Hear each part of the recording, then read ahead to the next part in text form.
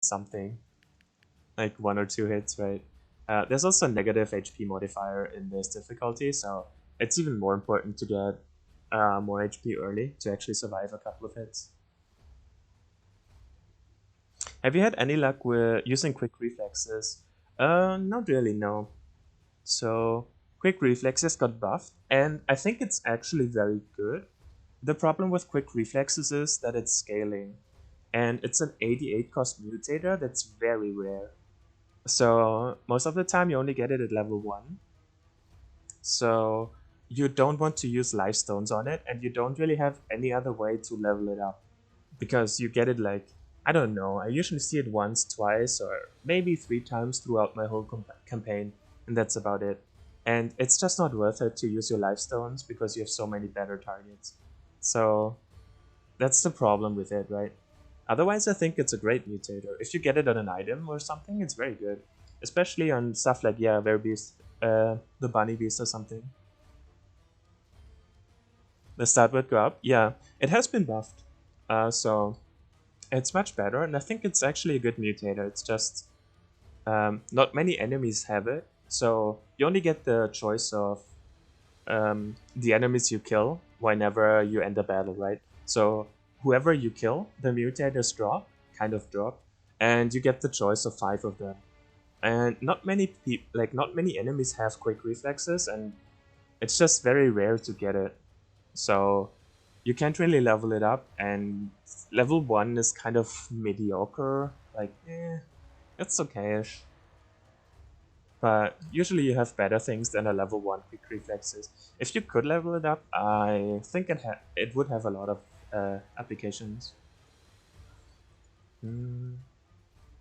Anyways, speaking of it, so if you have a bandit's hideout, if you can help it, you only want to kill the boss. You're mostly, so you get a legendary, but you always get a legendary. That is not affected by what you do in the fight as long as you win it. The second prize though is the strong body from him, the 40% damage, 40% health mutator that you can only get from exactly this guy, exactly Bandit's hideout on only map 1. And if you only kill him, you have a very high chance of getting it.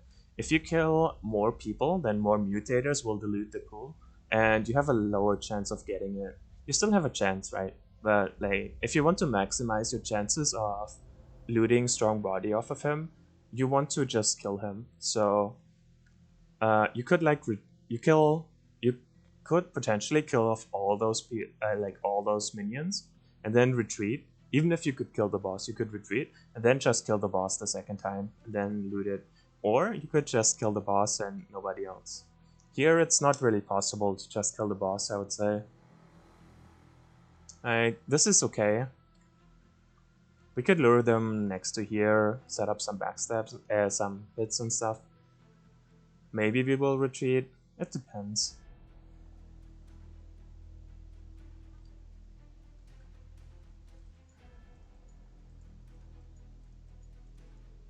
Hmm. Hmm. Hmm. Just thinking about how this will go down. We have double marksman, one warlord. If we go down here, it's much easier. So preferably we want to fight here. The problem with fighting here is that we commit to the fight. This is our retreat zone. You always have to keep in mind that if you move from the retreat zone, you commit to a fight, and however it will go. So you need to be sure you can take it. That's what I'm thinking about right now. If it's worth going down here and taking the better position, they will have to go through this choke tile or this choke tile, or go around all the way. So they will be split up very well, and we can take advantage of it. We have enough space to go back here to lure the marksmen back, like down the stairs, and as soon as they enter here, we can flip them over, or we can just pit them, or just kill them in general. So this is a very strong position. And I think it's good enough to just win here. And we probably won't have a chance to only kill the chieftain, but that's how it goes. There's also the cost of retreating. So if you really want the chieftain and only the chieftain, you have to pay 2 days, which is scaling for the enemy. And you have to pay retreat costs. Retreat costs have been upped, so it's 32 out of 99. So a third of our trillium we would have to pay in retreats. The retreat cost is like plus 50% or something on the new Desolation. We go here, we go here. Sure. Alright, let's do it. Enough talking. We will get shot like twice, I think, before we reach there. We need to make sure we don't get rammed by this guy. He's in no range. Alright, cool.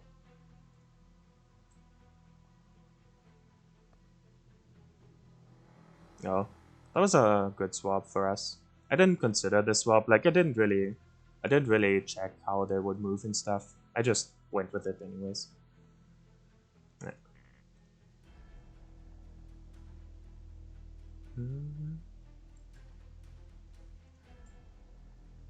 Right. We want to stay far enough back to lure the marksman down here.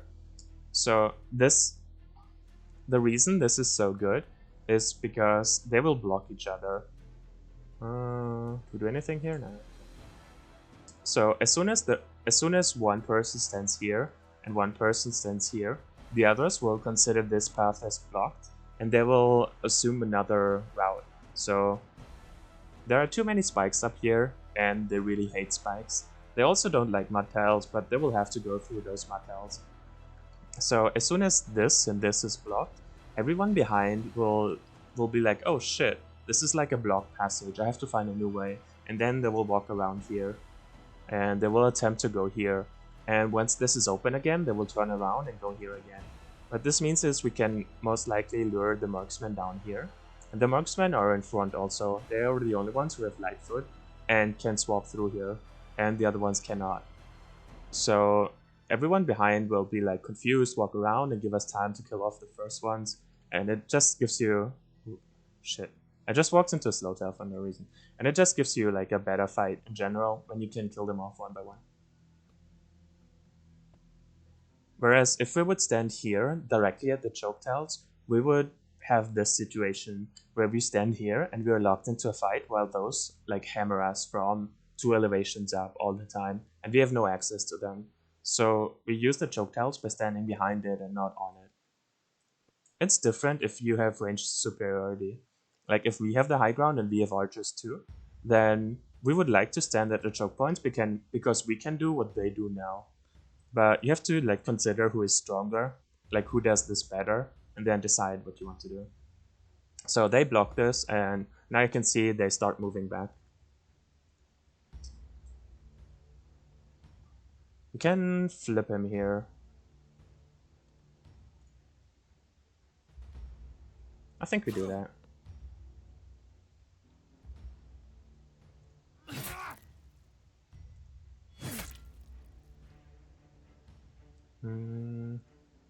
Do this, slow him down, get retaliation. So they walk around. They give us lots of time. Alright. I think we flip him first. He took a slow tail, so it's gonna be a while. Nobody can reach here, right? So this is fine. I just want to make sure they die and they don't back up. If you just go here and hit them, then they will just walk back and assume they're high ground again. That's not what you want. You actually want to kill them. I don't want to go here because it slows me and gives them crits on me. Yeah. I can, however, do this one, yeah. And this is the cool interaction. So if he had pushing crits as well, we would push him around until we run out of stamina. But this is the idea between 2 pushing crits in a party where you can bounce house an enemy. Where, let's assume this bash is a pushing crit, right? I push him here, retaliation, pushing crit back. And then if he had pushing crits as well, he would pushing crit back until either the person dies or anyone runs out of stamina. So yeah. And yeah, we did 2-turn them. So he took a slow tail, we flipped this guy first. so he could not walk away, and then we can flip this guy again. The problem is that our Rhino is in like a pretty vulnerable spot, but they cannot reach next turn yet. Also, the Ram guy cannot, so we're pretty happy with this, I think.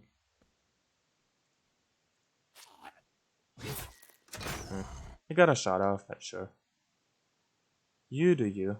Yeah. We take a slow tail here, but we get the backstab for it. That's okay. We need to be mindful of the Ram guy.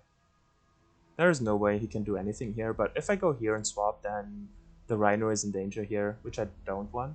But the Rhino goes before them, and can get off easily. Strong versus. Huh. That's either low HP or ranged. Did he hit the other one? He did not hit the other marksman, so it could still be ranged. And he can just get out here, right? Right, cool. Mass Killer. The first to get to Mass Killer is the Guardian. It's kind of funny. Right. Can he reach? That was kind of risky without considering. They can go here, and that's fine.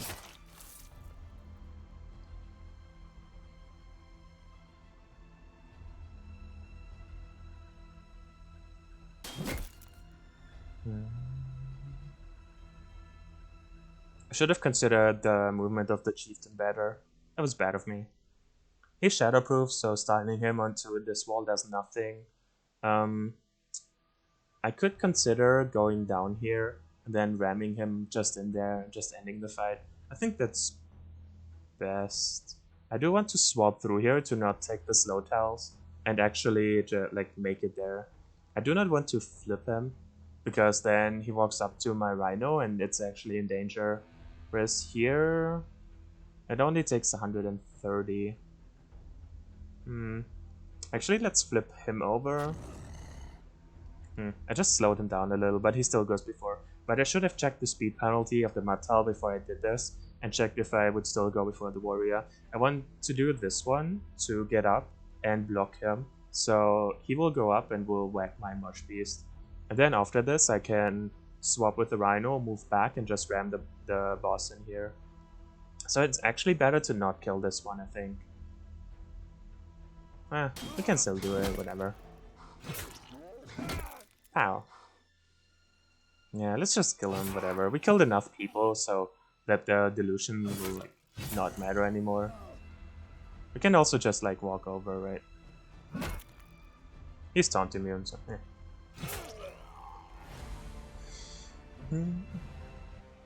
Alright, what do we get? Immobilizing crits. Damn, that's a cool Rhino item. That's an amazing Rhino item. I think we take bleeding here, right? We did not roll the strong body, but it's not surprising. We killed a lot of them, and there are a lot of options.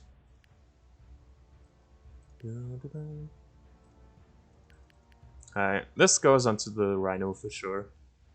So, if we crit them, so if they're not stalwart, we can ram them, and then we pushing crits them away from us, and then we immobilize them also, which means every person that is not stalwart we ram and get a crit on is controlled for 1 turn. This will be amazing. So we can eventually, when we can force crits with like patience and other things we're gonna pick up. We don't really have a way to force crits yet, but we will. Then we can just ram around and CC people for days. Also can bleed them. I think bleeding crits would be nice. That's 60 HP, sure. And you have an iron one, yeah. Yeah.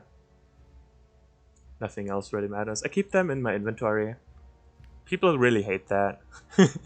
I think there are like a lot of people with varying forms or like varying degrees of OCD where they really want a clean inventory, and I never have that. It's better to keep your items around and keep your trillium low, because retreats cost a percentage of your trillium. The lower it is, the less it costs, and then when you need the money, you can just sell it anytime. 16, 8, and 2. Really? Only 2? Oh yeah, he only has Legion crits, right? He didn't have Bleeding or the other one yet. That's fair. Max Mutator absorptions 100. It still looks so silly to me. Okay, we cleaned up here. Took a lot of time, but we got a lot out of it as well. Caravan. There's a village, but it's a lot of cost, and we don't know what's here. So this could be empty as well, which would mean there's a lot of days for just a village. I think we take this village up here. This is like gives us more information. We don't know what's here. I don't think the caravan is worth it for the amount of days it takes us to get there. We want to keep it as efficient as possible. Trader ambush could be okay. I think we just go here, take the village, and cover this one. Nothing, nothing, nothing. Okay, let's go here and hope we find something in the middle. Nothing. That's an empty map. There's a massacre now. Alright, to a village.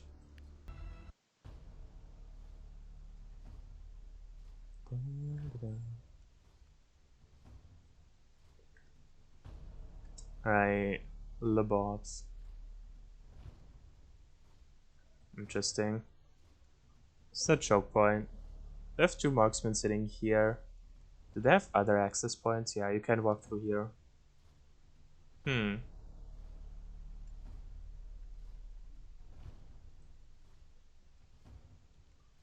Just thinking about this. Usually I would do something like this where I sit here and wait for them to come to me. I'm just considering if it's worth it to go in here. So we have 2 bobs here. I call villagers bobs.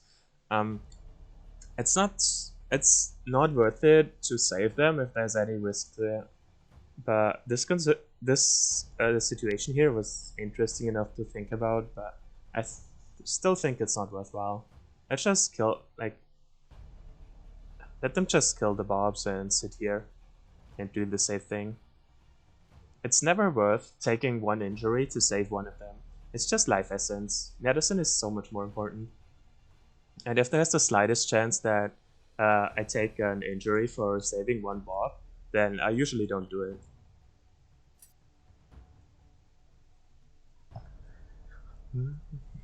All the bobs are dying.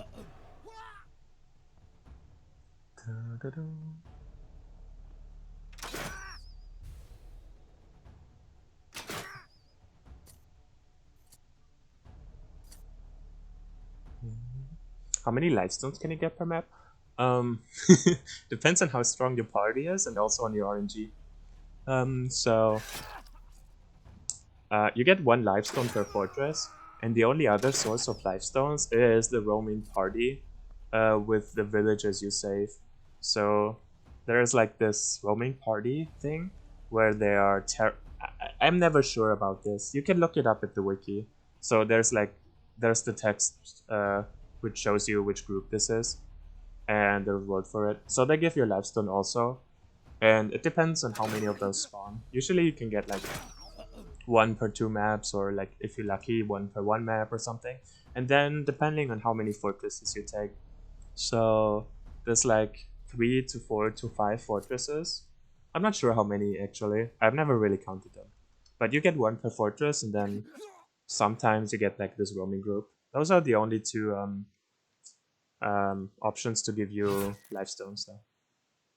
I could backstab him. I don't think I want to. What are they, level 3? Level 3 is when you can get patience, so I'm just thinking about maybe it was worth it to go around, take spike damage, and unlock patience, but I don't think so. You can get it on the Guardian, which won't really matter. How? So yeah, lifestones are pretty limited, but they're also very powerful, as you can choose what you use it on. So you can up your strongest one, obviously. I usually just use it on Flesh Eater. I consider Flesh Eater to be one of the strongest damage mutators, as it increases your base damage. I do not use them very much lately, but that happens to be because I did not have great swords and big axes in a very long time. If you have those, it's probably the strongest you can get.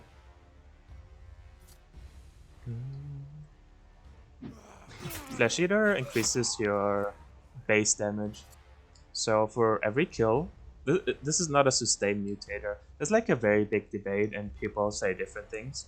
And my opinion on it is it's the strongest damage mutator. It's not very good sustain and that's not what you use it for.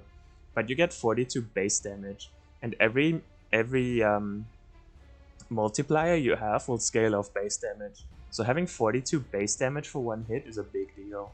You can then stack it with blood strength, for example, and you get to ridiculous damage numbers. You can chain kills and you refresh your 42% base damage all the time. Or sometimes you have a second damage carry and then they sit next to each other. So if you ever get a 2-stack blood strength flesh eater off, like you kill one and then you refresh, for example, and there's one guy next to you, and then your second damage carry walks up and just kills him, then he gets a second flesh eater. And the way it stacks is, I don't have one here to show it, but the way it stacks is that it's 42% of your current damage on top of it. So you have 100 damage, let's say, and then you get a flesh eater stacks. Now you have 142 damage.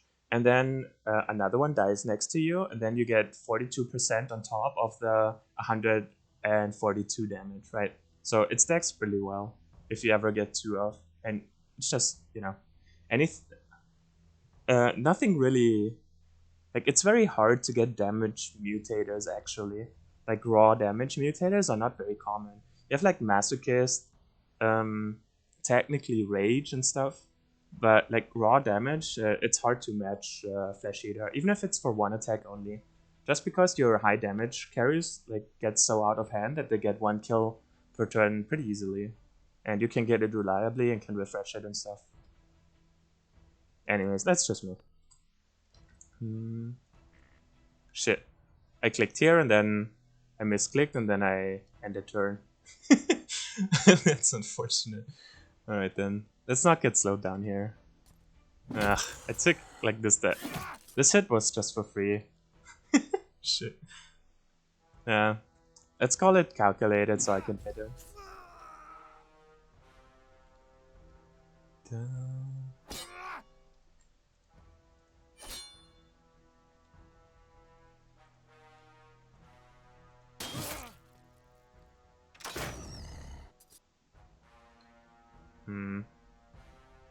I do want to move from here, or I want to move up to contest the marksman. This is a situation I do not want to be in. He gets a free hit for 100. That's fine. I do have a free retreat here, so I do think I want to take it. My stance is, if you have a free retreat, which means if all your units can go before the enemy units, and you're in a remotely bad spot, it's usually a wise decision to take it. Here, it's not super free. I take one hit for it from this guy onto my Marsh Beast, but my Marsh Beast is super healthy and he will not slow me down. I consider this here a bad position, because both marksmen have high ground on me and I have no direct access onto them.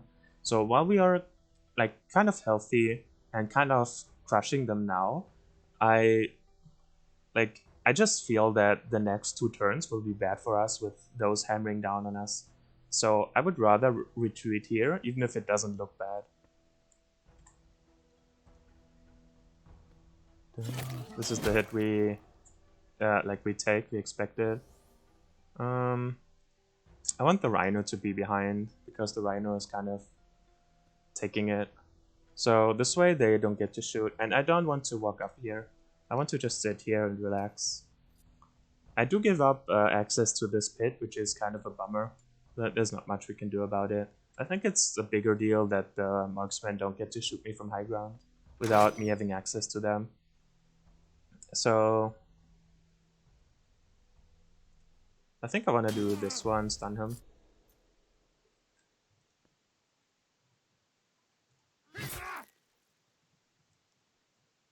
I want him out of the way. So I have the... Yeah, he has strong versus ranged units. He was not low HP this time, and we narrowed it down to low HP or ranged last time. I have the option... So I wanted to be here, to have the option to get the Rhino in and flip him in case I did not kill him this turn. I think I will. Yeah, he goes again. That's fine. We don't need to flip him. Strong versus. That's probably strong versus low HP, to be honest. He's coming back again. Alright. I think it's time to resume position and do the same.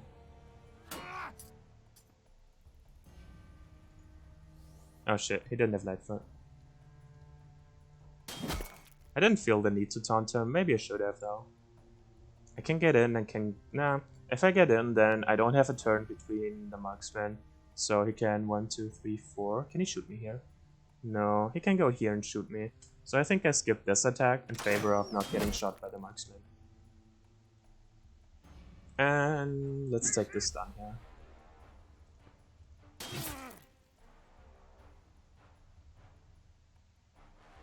He goes on 3, he goes on 2. So again, 280 HP left, very low base HP, and took a couple hits. I prefer not to get in there right now. That means he didn't die and he got a backstab. That's fine, I guess. You gotta retaliate off of that. It's not great, but what can you do?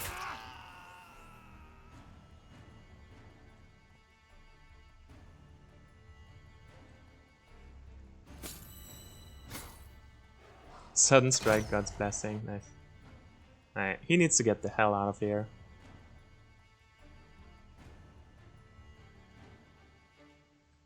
This will push him back, sure, that's fine. Hey, patience. Oh, I get to ram if I want to. He will come out, he will be blocked off. Those are both blocked off by my guardian, so it's pretty safe to do that, I would say. Patience too. I can now ram him. I'm out of breath though, so I only have breath for 2 rams. But that's the chain you can do. It's gonna be very strong. Very strong. I go on 5. I can slow him down. Okay. I think I'm gonna do nothing with him. He takes care of this one. This one will slow the marksman down enough, so he doesn't take a turn before my Rhino. And the reason I wanted him not here is so I can swap over and can get him off of here. So he will have no way of getting back up here and run from me. It's like a minor thing because he's super dead already. Let's just keep him safe. But just good habit, I think. Like, there's no reason to risk anything, right? We can get a good patience stack on him. I think I want to unlock patience with the Rhino. It's the biggest user of it. He's slowed, so I get a free crit on him. So this is like an ideal situation to unlock it, I would say. Kapow.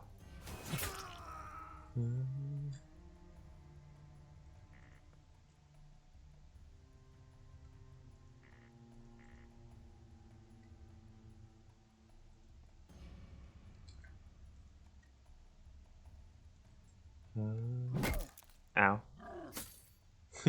He's also shadowproof. Right? Yeah, he's shadowproof. Joke's on you. Also, he doesn't have Lightfoot, I forgot.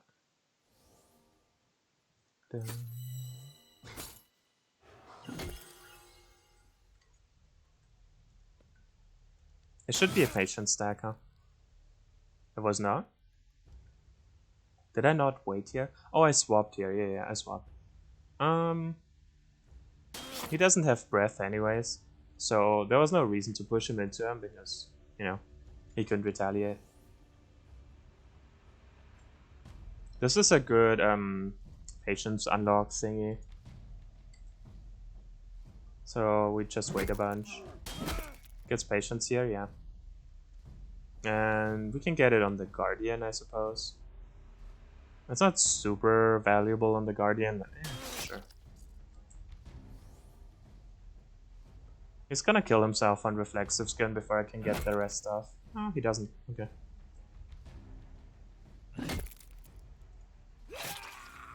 Sure.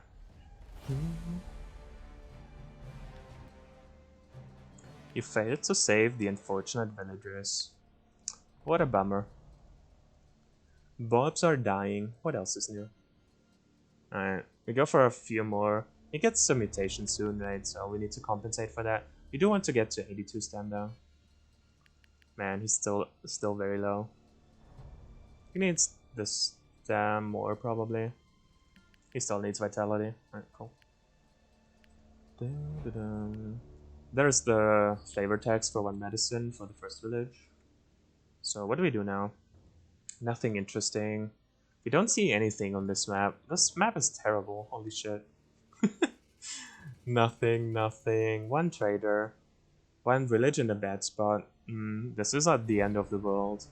And so this gives us 3 options, so this should give us something good at least. Undo the judge. Day 12 already?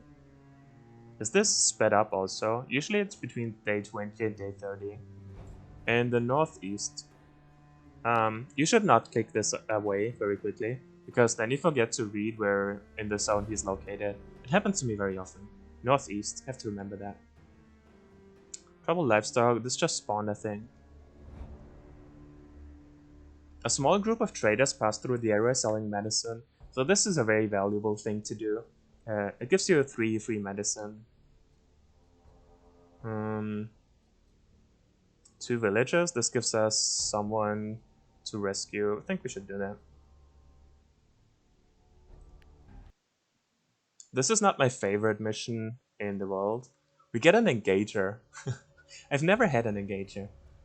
Cool. So this is the oil mission. It's very unique and very puzzly at times. Like not always, but sometimes, you know. Sometimes it's very obvious what to do. Sometimes it's a little bit of a puzzle. There's also the option to just run forward and kill them.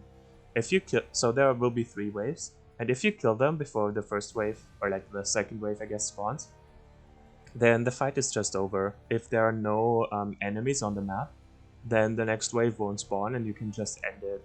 But I don't, like, if you're not very confident, you can end it, and I have never played this. I don't think I have played this mission on this new difficulty. Then I don't recommend rushing forward and just doing the usual thing. So you have 2 villagers here. You have 4 turns to prepare. And you have like those 2 villagers here, and they can, they have the javelin terrain manipulation thingy. And then you build like trenches for the oil to flow through, and they have to advance through the oil, and you can defend here. We want him to get up here.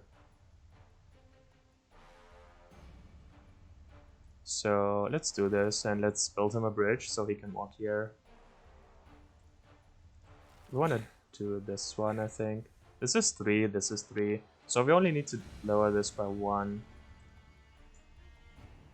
So we do this and this. We could consider doing a second one if we wanted to. We also need to do this one. I think we move him over, it's fine. We also flip him, I think. I could do this, giving more distance so he can start over here. Swap him. I think we're gonna do this and call it good. Let's do this, sure. They have 3 initial charges of lower terrain, and they gain 1 charge per turn. So you cannot do this twice a turn every turn, but for the start you can, for the initial burst.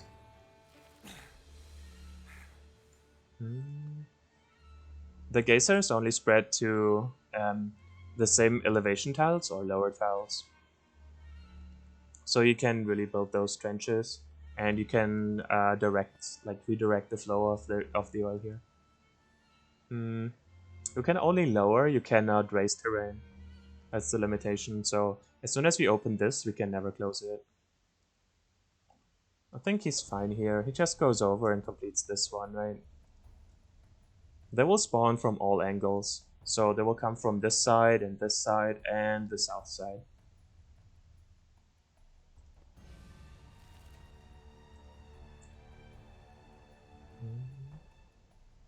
So I think this turn they will come. I didn't really count.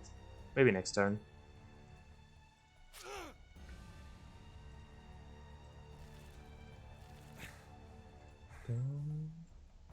I really want to do this also, huh?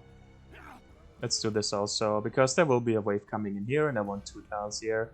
Not give them a safe one. Alright, there they are.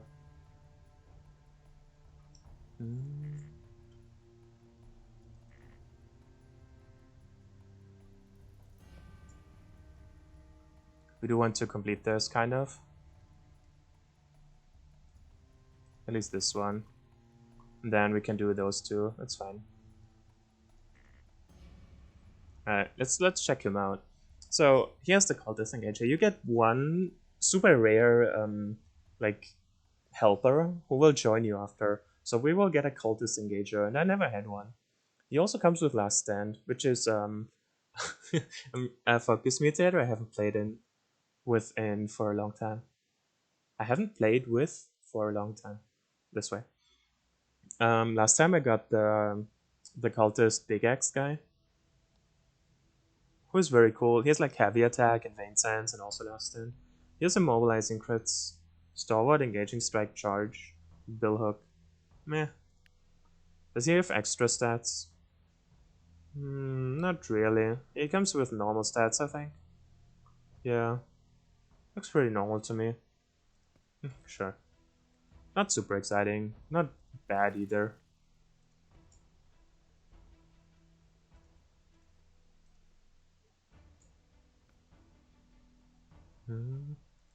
Another wave is coming. After 10 days, the gases will dry up. After 10 turns, not days. They will dry up and they will stop producing oil.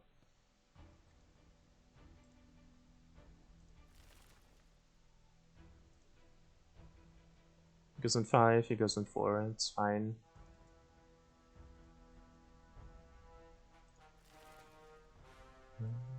I could go here and flip him. But I could also let him absorb some hits. Those are heavy hits though. I'd rather not. Alright, let's split it up a little. Okay.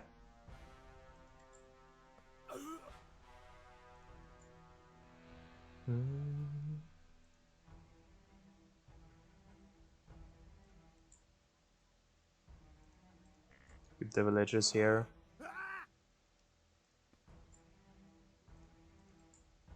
We don't want to stand back as far as possible, so the marksman cannot stand on the other side and just shoot us for free. They have to stand in the oil, and we want to block them off here, so they have to remain in the oil like this one. And we get the high ground. Go, villager, go! The villager will also tank a hit here for us, which is pretty handy, I would say. I mean, I'm not sure what you're going to do, but I guess you're here. Goes here, 9. He's what, 500? He deals 78. I do think we want to block here. And then, pow. We could ram here and then, nah, we don't have the stamina to ram back, unfortunately. But if you cannot ram and you have patience, you just get your crit back for a new, like, double next turn. Oh, fuck my life. I did not see that. I should have seen that. That was just bad. Well, he goes here and rams in here, so I want to get you out of there.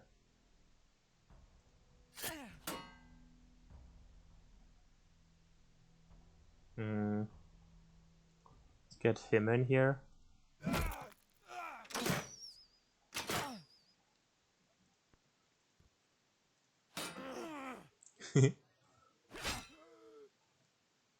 And let's get him out of here. Just to make sure nothing bad happens.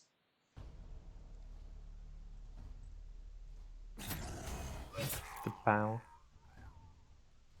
You're fine. Here, give him more safety. He's taunted and he will die, right? He takes 10% of his HP, which is 54. So he's already dead and he's taunted. So this is pretty safe here.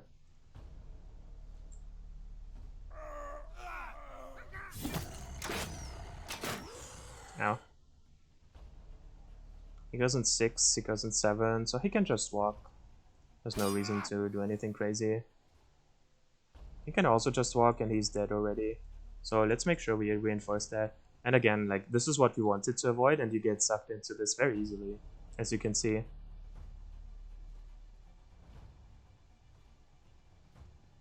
Let's do this one and kill him off with this. Like, you get sucked into walking forward very easily is what I mean. Like, into this, and then they just sit there and shoot you. Which is what you wanted to avoid in the first place, but sometimes it's hard. Block for him. Oh my god.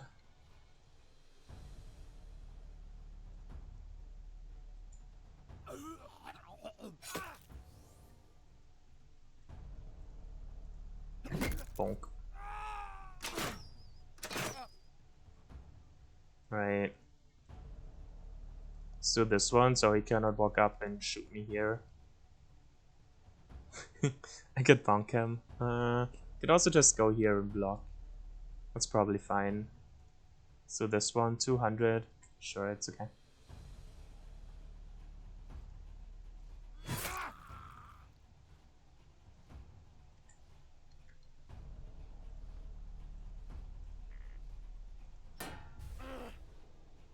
The last wave. Alright. We have one more marksman. We have 2 marksmen here and 1 here. It's actually quite scary that they're all still alive.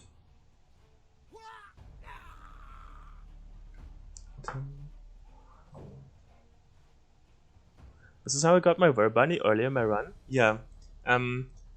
This mission gives you like super cool units as rewards. Very unique ones. You like don't really get otherwise.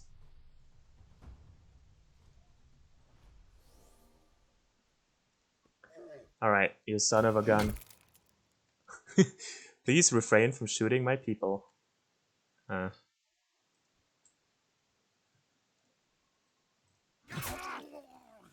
Mass killer.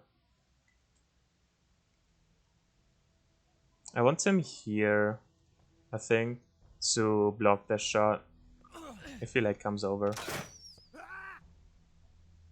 Yeah, those are a pest, holy shit. It's very hard to find tiles I'm safe on. And now the oil begins to dry up, as you can see. So we're 10 turns into the fight, and like the oil will slowly disappear. Not as slowly as I said, but slowly. I can't really jump in here. That's kind of suicide right now. Oh, it refilled. When will you? Dries up in 3 turns. Okay, so it's not quite 10 turns yet.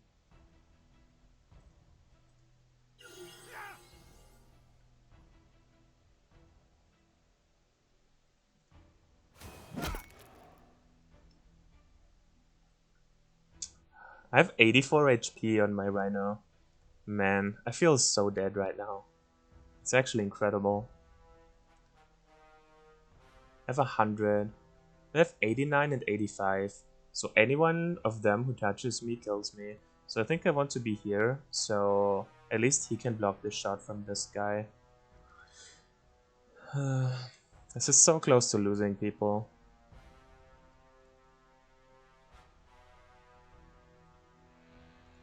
Alright, he can only walk here, so as long as I stand here I can block his shot. I can go here and swap here. I think this is safe for him.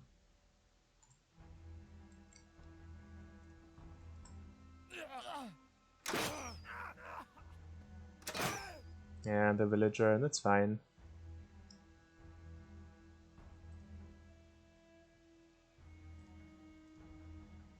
He taunts both of them, might as well hit one of them. I think I can sacrifice one. I'm not sure how it will affect the rewards, but I think we just sacrifice this guy. I should have like opened up a spot to move over here, but he's also standing on one, and yeah, that's very hard to do. This is fine probably. I want to do this to give the villager room. Alright, he goes over after him.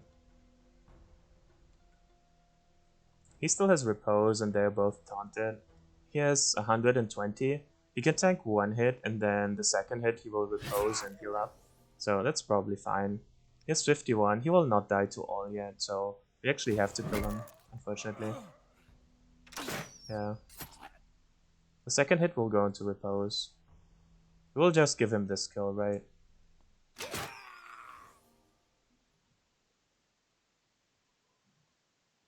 We can probably delay his repose by one turn if we do this. We will probably just bash him off here. Yeah, slim margins, huh?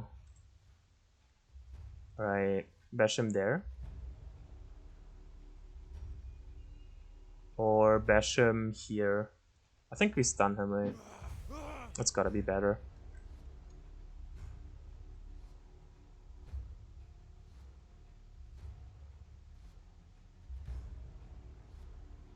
We can do this and then we get backstabbed. Who goes first? He goes first, so he will always walk, so this is safe to do.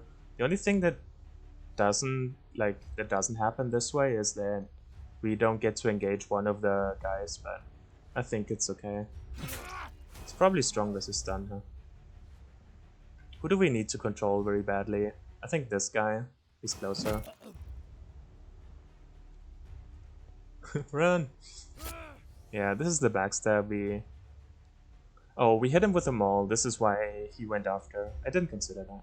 I should have considered that. Fair. This dries up in one turn. Let's just end here.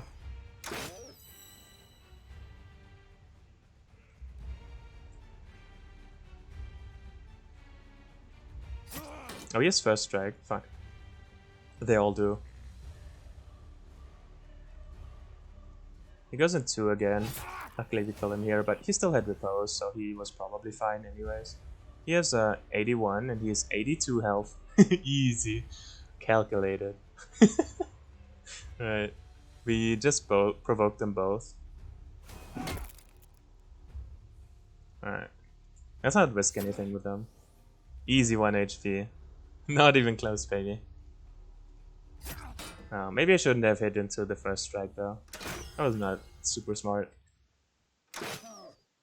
We lost 1 villager so far, but it's getting very close. It's like a little bit close. A little bit too close for comfort here. Who do we taunt here? So he's gonna take care of this one. He's gonna take it. If I go here, then he will probably walk up and shoot someone. But he can't really shoot anyone important there.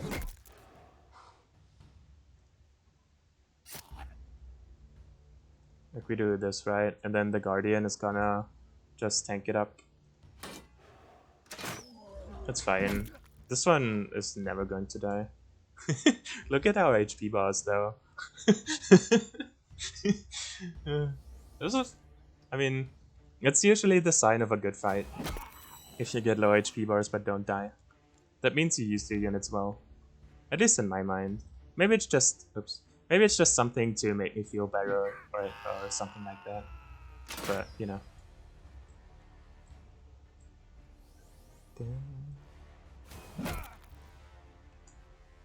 Alright, we lost 1 villager. That's pretty strong.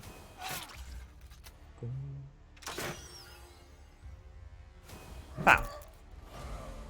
Such peoples, yeah, I know, right? Got a Vamp Lord? Yeah. Oh, Vamp Lord is still in the pool? I'm gonna hunt for these when I play now, yeah. Those give you super cool units you usually don't get anywhere else. And they also don't cast upkeep, so those missions are pretty worth it.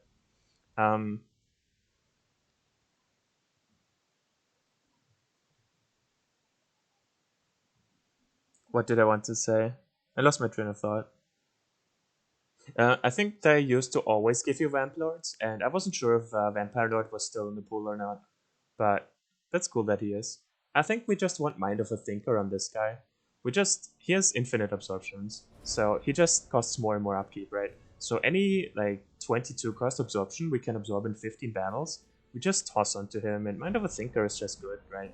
Like, if you can just get it, it's like 2.3 levels worth of concentration. So if the upkeep, if he can take care of the upkeep, then it's free. So we should take it and just give it to him.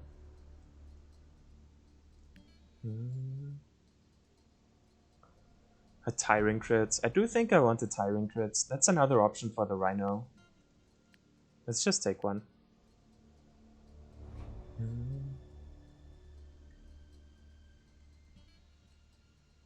We do want to take this medicine here. We would also like to go here. The judge fight is northeast. There's a Swampers. Oh, it's a Swamper Fortress. Interesting. 14, huh? Swamper Fortress with 14, I'm not sure we can do. So we deal okay-ish with Spearmen because their shield hasn't scaled up very high so far. And there's also a chance they don't even have Taunt yet, I think. It depends on their level. I think they unlock Taunt at level 7. And they should be around level 7. It's hard to tell if they have it or not. Probably not yet. And then we have one Guardian with armor. Everyone else is very poisonable. And I have no poison cleanse, I have no natural resistance. So poison might be a bit too much here. You get the rare steel greatsword, yeah. You have a steel? You have a steel, okay. You have a billhook. Okay. Steel helmet, you have a better, you have a rare steel. Do we give the Tyrant crits to someone yet? I don't think yet. Maybe... Yeah, it's probably fine, right? That's very low HP, Jesus. I really want to get to 102 stam, but that's so far off. We're gonna run the guy for now, I think. The cultist engager, but we're gonna butcher him very soon. So we run with 6 people for now, but we expect to butcher some of them and replace them and stuff. I'm not quite sure where to go. I think we skip this fortress for now. Do we want to go over here just because of this group? I don't think so. Keep an eye on them though and pick them up whenever it's convenient. Nothing here, nothing here. We don't see this spot yet. This is the zone center. It doesn't tell us if there's something here or not though. There could very well be. If we go here and here, we unlock 2 more nodes here. I think I would rather go towards here. Scavenger Fortress, okay. We can do that.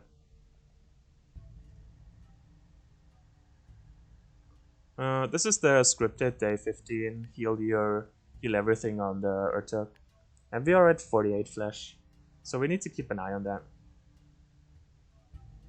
We go Scavenger versus Scavenger first? Or do we just go Fortress? I would really like to be level 4 before Fortress fights, just to unlock my focus thing. The enemy doesn't benefit from hitting level 4, but you do very much.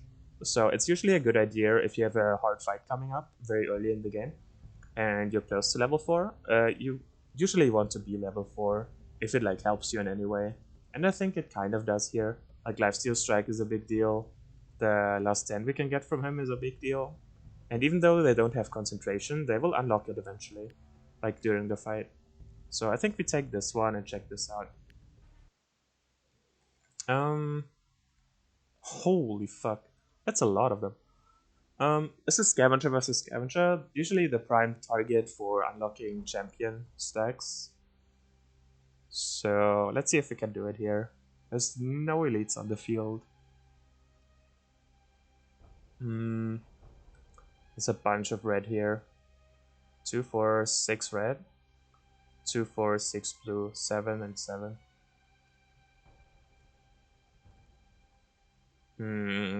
Okay. We can probably go Marsh Beast Rhino here.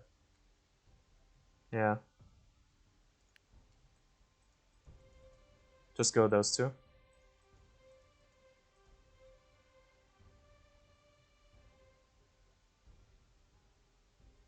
I think that should be pretty sufficient. Just sit here for now. It's a little bit sketchy, but let's try it. So if you win the fight, if you win a fight with one person surviving as the lone survivor against at least 3 people, then you get a champion stack. And it's also possible for 2 lone survivors against 6 people. The champion stacks up to 3 times, and you need 3 of those battles for 1 character. And then you unlock the elite skin for them, and you give them plus 10% HP and plus 10% damage. It's usually very hard to unlock that, because well, it's a 2 versus 6, right? Or a 1 versus 3. You have to fight with a character. But in this fight, every one of them counts as an enemy, but they beat each other up without you having to do anything. So this is like a prime target to level that. Like, you don't really get a better alternative than this. Also, it's just fun to watch them, and the reward for this fight is very good with a focus mutator. I really enjoy them beating each other up, and usually it's very even. And you don't get many survivors. Sometimes you do. Like, sometimes one group is just favorable, has like a better position and stuff. But most of the time, there's not many survivors. Blue has 3, 4. Red has 4, so it's 4 to 3. We want to step in here a little bit and start cleaning up. Have to be careful about the pits, of course.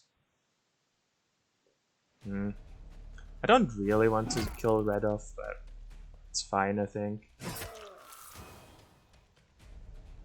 I have another ram, but I don't have a ram target. Did you see that combo? It was beautiful. He set him up and he dunked him in. It was like basketball. Like, there's the ring, and he just like didn't aim for the ring itself, but he like passed it to his body and he dunked him in. It was cool as hell.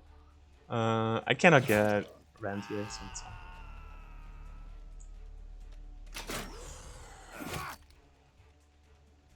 I can just flip him here. So I do want to go over here because it allows me to go there. If I don't go over here, then the Rhino would be engaged here, melee engaged by him, would lose all movement, and I could not go over there. By doing this, I allow him to Lightfoot swap in, and then go over, and then set up my flip and just insta-kill him. Small thing, but it's very important to have them. And this is the champion stack. You've proven yourself as one of the greatest fighters in the land. Your enemies will now find your appearance on the battlefield terrifying. Also gain plus 10% damage and plus 10% max HP. And what's not listed here, you unlock your elite skin for the unit, which you then can like choose. And you will have the elite appearance. And progress is 1 out of 3, so you need to do this 3 times for every character. We get extra hit. Sure. Agile. Do we just go agile on the beast? I think we take 1 agile. Mobilizing crits would be good, but we don't have the life essence for it anyways. The only thing I did not consider is that all my level 3 people now did not level up. That's something I totally didn't realize when doing that. So